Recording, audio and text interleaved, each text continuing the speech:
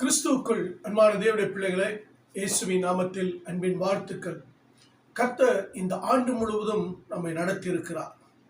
வருஷத்தை நன்மையால் முடிசூட்டியிருக்கிறார். நம்மை மறவாமல் ஒவ்வொரு நாளும் நினைத்தொருளி நம்மை அற்புதமாய் நடத்தியிருக்கிறார். எத்தனை தீங்குகள், எத்தனை பலவீனங்கள், எத்தனை விதமான போராட்டங்கள், துக்கங்கள் நம்மை சூழ்ந்து கொண்டது. ஆனால் கர்த்தர் நம்மோடு இருந்தார். ஒரு நாளும் கைவிடாமல் நம்மை போஷித்து சுகத்தோடு ஆரோக்கியத்தோடு கர்த்தர் நடத்தியிருக்கிறார். ஆகினாலே நாம் நன்றி நிறைந்த உள்ளத்தோடு நாம் தேவனை ஸ்தோத்திரிக்க வேண்டியது இருக்கிறது. நன்றி நிறைந்த உள்ளத்தோடு கர்த்தரை நாம் மகிமைப்படுத்த வேண்டும். சங்கீதம் 34:1 சொல்லப்பட்டிருக்கிறது, கர்த்தரை நான் எக்காலத்தில் ஸ்தோத்திரிப்பேன், அவர் துதி எப்பொழுதும் என் வாயில் இருக்கும். கர்த்தரை எப்பொழுதும் துதிக்கக்கூடிய, அவரை மகிமைப்படுத்தக்கூடிய, அவரை ஸ்தோத்தரிக்கக்கூடிய இருதயம் நமக்குள் இருக்க வேண்டும். இந்த வருஷத்தின் கடைசியில வந்திருக்கிறோம். தேவனை மகிமைப்படுத்துங்க, நல்லா மகிமைப்படுத்தி நல்லா துதிங்க. அவர் செய்த நன்மைகளை நினைச்சு குடும்பமா உட்கார்ந்து துதிங்க. கர்த்தர் செய்த கிருபைகளை நினைச்சு நினைச்சு நினைச்சு கண்ணீரோடு முழு உள்ளத்தோடு கர்த்தர் செய்த நம்முடைய பிள்ளைகளுக்கு, குடும்பத்திற்கு, நம்முடைய வீட்டிற்கு, நம்முடைய ஊழியத்திற்கு, நம் பிசினஸ்ல, வேலையில, நம் படிக்கிற பிள்ளைகளுக்குள்ளே கர்த்தர் செய்த எத்தனை விதமான அற்புதமாக நம்ம நடத்தி இருக்கிறார். அவரை மகிமைப்படுத்துங்க. சங்கீதம் 50:23 சொல்ல, சோத்திர பலியிடுகிறவன் என்னை மகிமைப்படுத்துகிறான். ஹல்லேலூயா. ஸ்தோத்திர பலியிட்டுக்கிட்டே இருக்க ஆண்டவருடைய உள்ளத்திலிருந்து நன்றி நிறைந்த இருதயத்தோடு, நன்றி நிறைந்த உள்ளத்தோடு தேவனை துதிங்களே. கர்த்தர் நல்லவருங்க. ஹல்லேலூயா. என் அன்புக்குரியவர்களே, வேதத்தில் ஆபிரகாம் இருக்கிறார் பாருங்க. ஆபிரகாமை ஆதியாகமம் 12:1-2-3-8 வரைக்கும் நீங்க வாசித்தீங்கன்னா, அவர் வாக்குத்தத்தம் பண்ணி அவரை அழைக்கிறாருங்க. அழைச்சி, உன்னை பெரிய ஜாதியாக்கி உன்னை ஆசீர்வதித்து உன் பேரை பெருமைப்படுத்துவ, நீ ஆசீர்வாதமாய் இருப்பாய், பூமியில் உள்ள வம்சங்களாம் உனக்குள்ள ஆசீர்வதிக்கப்படும் அப்படின்னு சொன்னதும் அவர் போய் என்ன செய்றார் தெரியுமா? பெத்தலுக்கு கிழக்கே இருக்க மலைக்கு போய், பெத்தல் தனக்கு மேற்காவும் ஆயிக்கு இருக்க கூட, அதாவது ஆயி கிழக்காகவும் இருக்க கூடாரம் போட்டாங்க. கர்த்தருக்கு ஒரு பலிபீடத்தை கட்டி கர்த்தருடைய நாமத்தை தொழுது கொண்டாருங்க. வேதம் எடுத்து சொல்ல, தொழுது கொண்டார். தேவன் அழைத்து வாக்குத்தத்தம் கொடுத்து உன்னை பெரிய ஜாதியாக்குன்னு சொன்னதும் தேவனை துதிக்கிறார் பாருங்க. அப்படி மகிமைப்படுத்துறாருங்க. ஸ்தோத்திர பலியிடுகிறவன் என்னை மகிமைப்படுத்துகிறான். வாக்குத்தத்தம் கொடுத்து இந்த வருஷம் முழுவதும் நடத்தி இருக்கிறார்கள். அவருடைய வார்த்தை கொண்டு நம்மை நடத்தி இருக்கிறாரு, வசனத்தை கொண்டு நடத்தி இருக்கிறாரு, வெளிச்சத்துல நடத்தி இருக்கிறாரு, நம்மை மேன்மைப்படுத்தி இருக்கிறார், வாக்குத்தத்தத்தை நிறைவேற்றி இருக்கிறாருங்க. வாக்குத்தத்தத்தை கொண்டு நம்மை உருவாக்கி இருக்கிறாரு. வாக்குத்தத்தம் ஒரு நாள் வெறுமையை போலங்க. அப்படிப்பட்ட தேவனை நாம் துதிக்கணும், கர்த்தரை துதிக்கணுங்க, தேவனை துதிக்கணும், கர்த்தருடைய நாமத்தை துதிக்கணுங்க. ஹல்லேலூயா, ஹல்லேலூயா, ஹல்லேலூயா. கர்த்தர் நல்லவர். ஆமென். இரண்டாவது ஆபிரகாம் எப்படி துதிக்கிறார் பாருங்க. ஆதியாகமம் புஸ்தகத்துல 14ஆம் அதிகாரத்துல 20ஆம் வசனத்துல லோத்த ஒரு சில ஆட்கள், அதாவது பாத்தீங்கன்னா ஒரு சில தேசத்துல இருந்து அவரை என்ன செய்ய யுத்தம் பண்றாங்க. யுத்தம் பண்ணி அவரை கொண்டு போயிடுறாங்க. இப்ப பாருங்க, 318 பேரை கொண்டு போயிட்டு என்ன செய்யறாரு? அவர்களை ஜெயிக்கிறார் ஆபிரகாம்.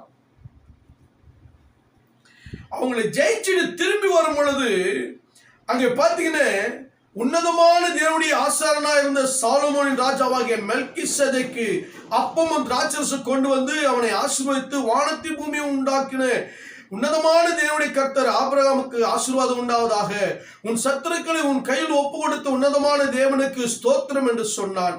ஆபிரகாம் அவனுக்கு எல்லாவற்றிலும் தசமபாகம் கொடுத்தான். ஆமென்.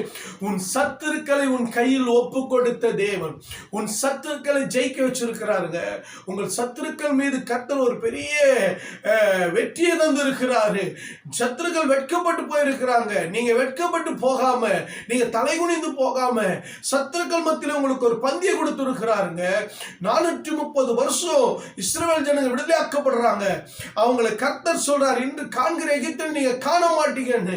அந்த ஆண்டுல பாருங்க, அவங்களுக்கு பெரிய அற்புதங்க. கர்த்தர் பார்வோன் கூட்டத்தை அழிச்சு இஸ்ரவேலுக்கு பெரிய விடுதலை ரட்சிப்பை கர்த்தர் கட்டளையிடுறார்.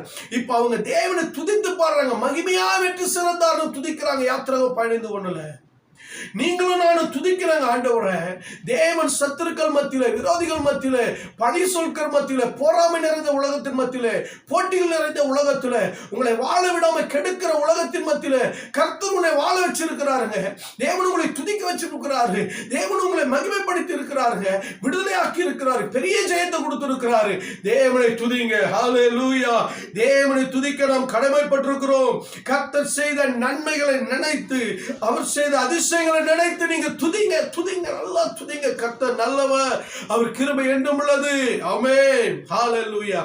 அடுத்து பாருங்க, 21ஆம் அதிகாரத்துல ஆபிரகாமுக்கு அடுத்து நடக்கிற ஒரு சம்பவத்தை வாசிக்கும் பொழுது அங்க சொல்லப்பட்டிருக்கிறது, ஆபிரகாம் பேர்சோபாவிலே ஒரு தோப்பை உண்டாக்கி சதா காலமுள்ள தேவனாகிய கர்த்தருடைய நாமத்தை அவ்விடத்தில் தொழுது கொண்டான்.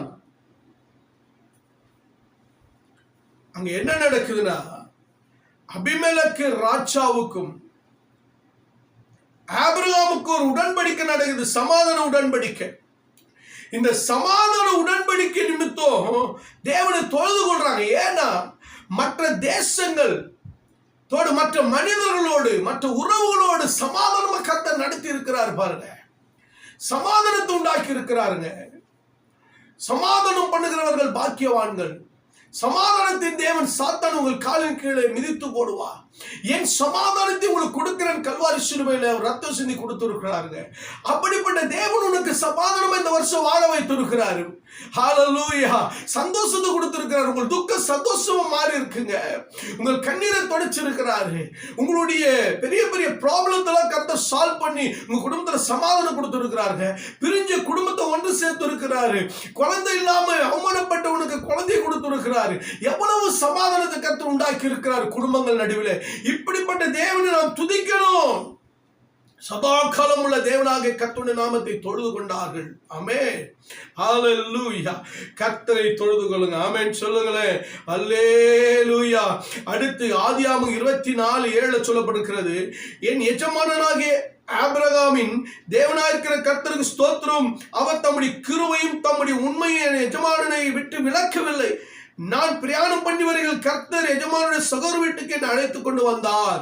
இங்க சொல்ற வார்த்தை என்னென்ன, ஆபிரகாம் தேவனாகி கர்த்தருக்கு ஸ்தோத்திரம், அவர் தம்முடைய கிருபையும் தம்முடைய உண்மையும் தன் எஜமானாகிய ஆபிரகாமை விட்டு விலக்கலங்க.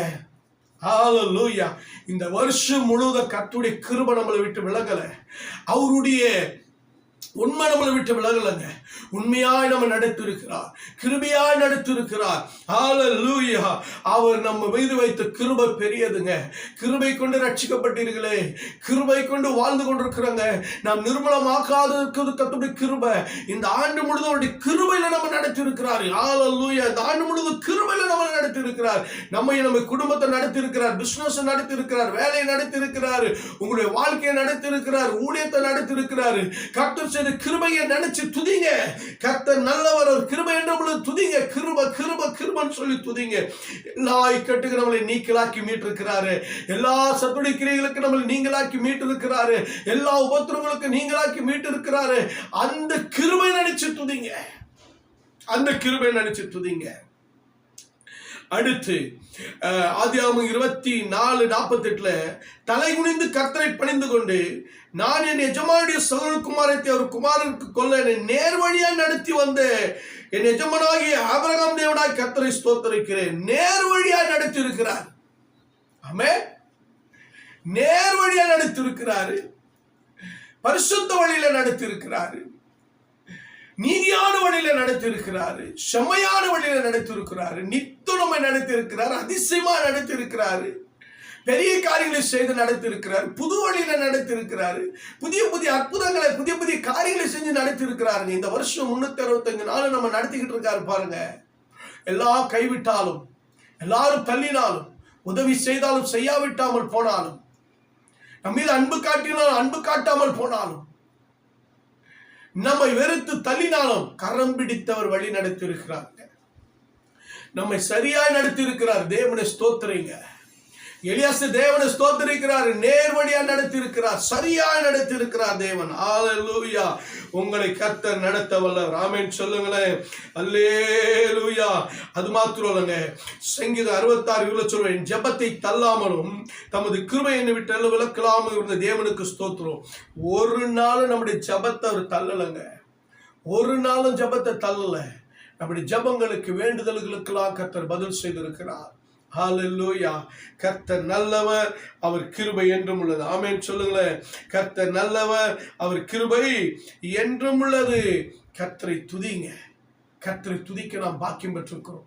கர்த்தர் எத்தனை அற்புதமா நம்ம நடத்திருக்கிறார். நம்முடைய வாழ்க்கையில அதை நினைத்து தேவனை மகிமைப்படுத்துங்க. பரலோக பிதாவே, அன்பின் தகப்பனே, வானத்துக்கு பூமிக்கு தேவனாய் கர்த்தாவே, இயேசு கிறிஸ்து நாமத்தினால வர்றப்பா, இந்த ஆண்டு முழுவதும் எங்களை நடத்திருக்கீங்க. இந்த ஆண்டு முழுவதும் எங்களை சுமந்து வந்திருக்கிறீங்க. இந்த ஆண்டு முழுவதும் நேரா எங்களை நடத்தி வந்திருக்கீங்க. இந்த ஆண்டு முழுவதும் எங்கள் தேவைகளை யெகோவாயே சந்தித்து நடத்தி வந்திருக்கிறீங்கப்பா. எஸ், கர்த்தர் ஒரு நாளும் எங்களை கைவிடலப்பா. கர்த்தரை ஒரு நாளும் கைவிடல. எங்களை அற்புதமாய் நடத்தி வந்த கிருபைக்காக நன்றி.